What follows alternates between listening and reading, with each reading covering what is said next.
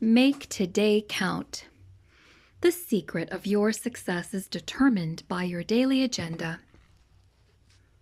Health. I need to begin this chapter by making a confession. Usually, when people pick up a book, especially a book that contains advice, they expect the author to be an expert in every area he writes about. That is not the case with me when it comes to health. For much of my life, I have dropped the ball in this area. It was really more a matter of neglect than anything else. I've always been as healthy as a horse. In 30 years of public speaking, first as a pastor and then as a conference and seminar leader, I have never missed an engagement due to illness, not one. I just don't get sick, and I've always had lots of energy. Even when I had to burn the candle at both ends, I still had plenty of energy left over. I've lived a very fast-paced life. For about 10 years, I held down 2 demanding jobs. I led a church of more than 3,000 people, with a staff of over 50 and a budget of $5 million a year. At the same time, I led a leadership development organization that required me to travel to speak more than 100 days a year. Maintaining a lifestyle at that pace meant that I rarely exercised. I didn't eat well and I was overweight. But I didn't worry. Every year I took a physical and received an excellent report from my doctor. So I simply took my health for granted. All that changed for me on December 18th, 1998. That was the night of the annual Christmas party for my employees and their spouses. At the end of the party, I didn't feel well. One of my employees gave me a goodbye hug and felt cold sweat on the back of my neck. Then suddenly I felt an excruciating pain in my chest that brought me to my knees. I had never experienced anything like it. As I lay on the floor awaiting the paramedics, it felt like an elephant was sitting on my chest. I was grateful for Margaret and our children and many of my closest friends being there with me at the party, because I thought I wasn't going to make it. When I got to the hospital, I was told I was having a serious heart attack. As I lay in the emergency room for the next few hours, with doctors trying different treatments, none of which seemed to be working, my assistant Linda Eggers made a phone call. 6 months earlier, a cardiologist from Nashville named John Bright Cage had met me for lunch and shared his concern for my health. At the end of our conversation, he said that if I ever needed his help, I should call him day or night, and he included his home phone number. So, even though it was 2 a.m., Linda called him. Less than an hour later, in walked Dr. Jeff Marshall and some of his colleagues announcing, "The A-team is here." Dr. Cage had called one of the finest cardiologists in Atlanta and asked him to help me. In the wee hours of the morning, Dr. Marshall performed a procedure to remove a clot that had made its way into my heart. He saved my life. Afterward, he explained that he had used a new procedure that had only recently been developed. If I'd had my heart attack a year or 2 earlier, nothing could have been done. It would have killed me. As I recovered from my heart attack in the hospital, I felt very fortunate to be alive.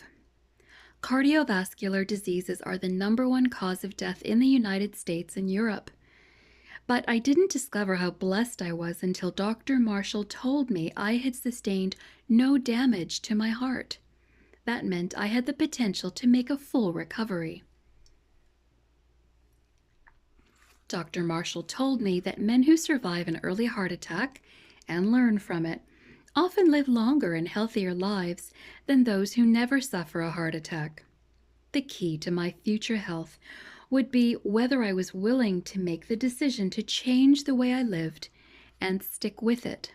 So, at the age of 51, I made this health decision.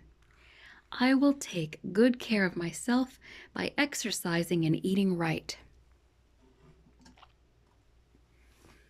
Making the decision to know and follow healthy guidelines daily. If you know the value of good health, yet you've had a hard time making the commitment to know and follow healthy guidelines, here are some suggestions to help you turn your attention to the subject and tackle it. Have a purpose worth living for. Nothing is better than perspective for helping a person want to do the right thing.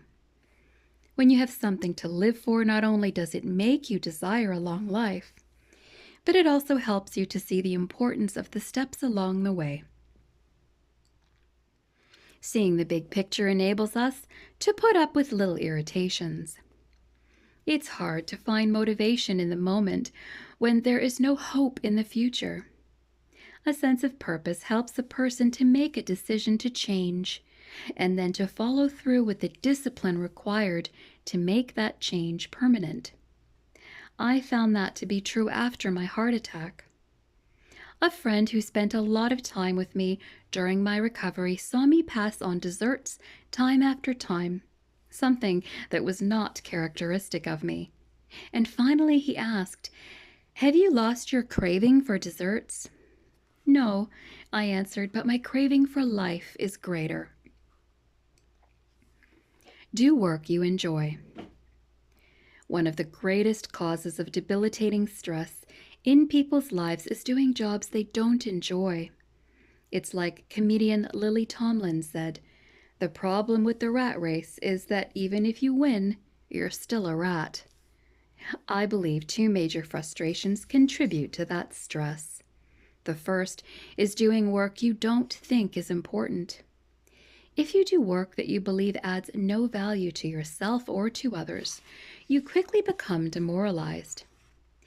If you work in that state for a long time, it begins to wear you down. To remain healthy, your work must be in alignment with your values. Another reason some people don't like their work is that they do jobs that keep them in an area of weakness. Nobody can do that long and succeed. For example, most people hate the thought of public speaking. How would you like to get up in front of an audience and speak to them every day? That's some people's number one fear. But for me, that's my greatest joy. After speaking to people for 6 or 7 hours at a conference, I'm not tired, I'm fired up. Speaking to an audience energizes me. One of the ways you can tell you're working in an area of strength is that it actually gives you energy. Even if you are in the early stages of your career or are starting out on a new venture and you're not very good at something you're doing, you can still tell it's an area of strength by paying attention to how you respond to your failures. Mistakes that challenge you show your areas of strength. Mistakes that threaten you show your areas of weakness. Find your pace. Mickey Mantle reportedly said, "If I had known I was going to live this long, I would have taken better care of myself." I think that statement could apply to many people as they age.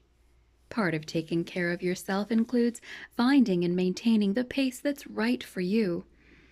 If you take life more slowly than your energy level is capable of, you can become lazy.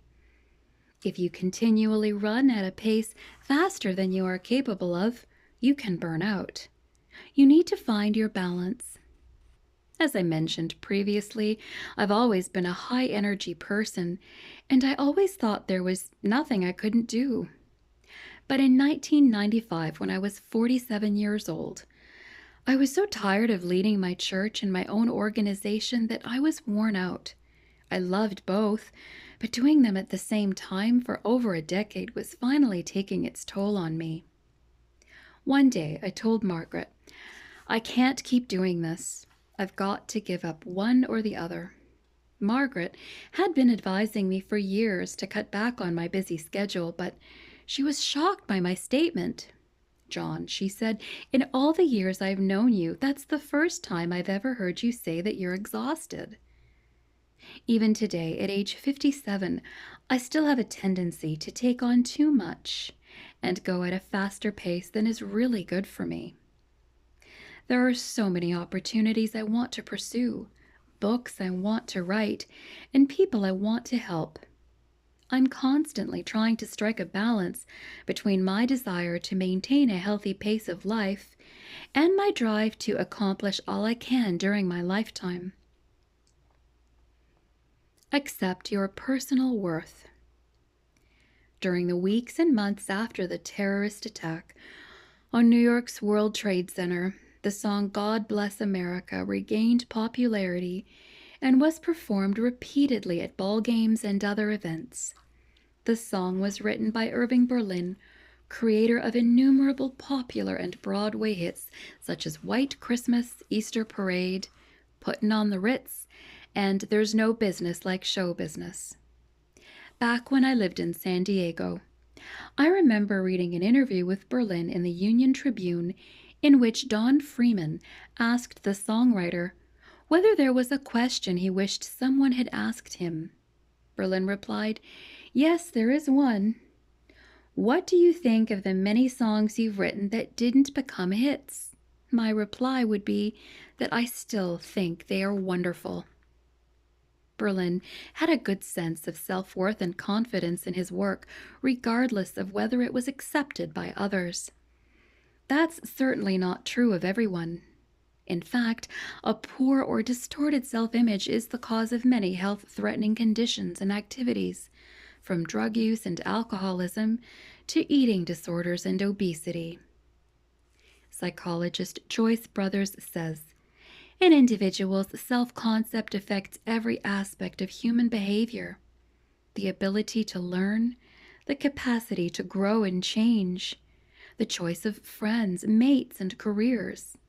It is no exaggeration to say that a strong, positive self-image is the best possible preparation for success in life.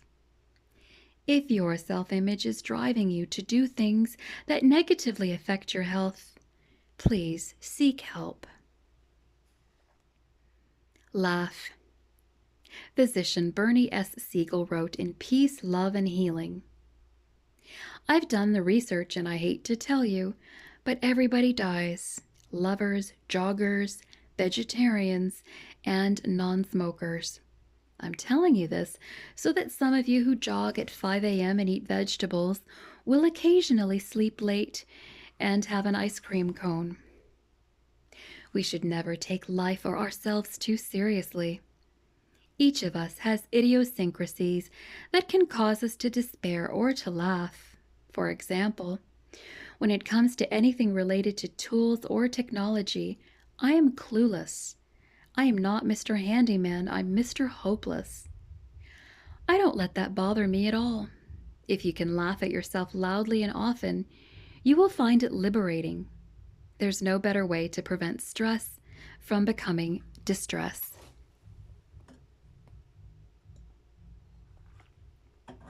Managing the discipline of health.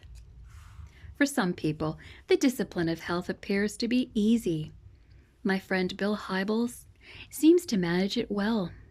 He eats well, runs regularly, and keeps his weight down.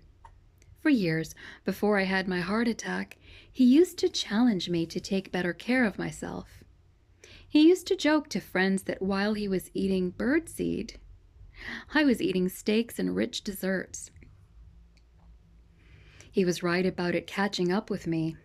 Although much of my problem was hereditary, my lifestyle made things worse. After meeting with Dr. Marshall following my heart attack, I had a new discipline to manage. Every day I will eat low-fat foods and exercise for at least 35 minutes. He told me that 85% of all heart patients quit their healthy regimen within 6 months. Even though I had not succeeded in this area in my first 50 years, I was determined to succeed in it the rest of my life. Margaret and I learned everything we could about heart issues and exercise and proper diet. I became a model of discipline. And in May of 2001, when I visited Dr. Marshall, he congratulated me. "John," he said, "you're doing all the right things. You don't need to consider yourself a heart patient anymore." I wish I had never heard those words. You see, I love food and I possess a foodaholic bent. Because of the good news I received from Dr. Marshall, I gave myself permission to cheat on my diet once in a while, something I had not done even once in 2.5 years. A few weeks later, Margaret and I went on vacation to London with some friends, and I ate food that I had not touched in all that time. I loved every bit of it, especially the fish and chips. The problem was that I quit managing my life according to the decision that I had made. I had relaxed my discipline. Once my commitment was less than 100%, I got into trouble.